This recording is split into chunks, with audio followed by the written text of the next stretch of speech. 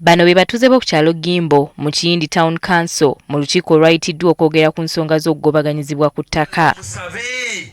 Bano bagamba eky'okugobebwa ku ttaka kikafuuwe kuba kuno kwe bazaaliddwa nga bamazeeko emyaka n'ebisiibo. Yokotuka ku wokusatu n'agula kibanja ekyo kye nali nkakasa nti kiriko ekyapa. Balumiriza abamu ku bakulembeze baabwe okwekobaana n'abaagala okubagobaganya ku ttaka.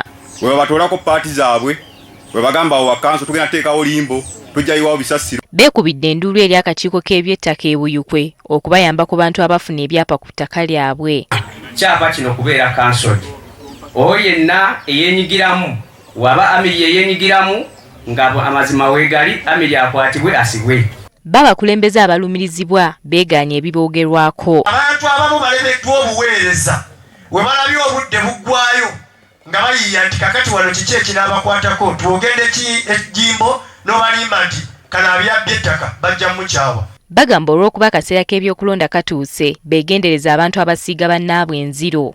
Tebagezaako bajingawaza n'omulundi basuubiza okulwanira wamu nabo okulaba nga tebasengulwa. Tubadde tukwata ku ntunnuuzi ne ku nsonga ddala enkulu nga zino ezikwata ku bantu baffe. Ow'akakiiko k'ebyettaka e Buyukwe agumizza abantu ng'ensonga zaabwe bwe zikolebwako.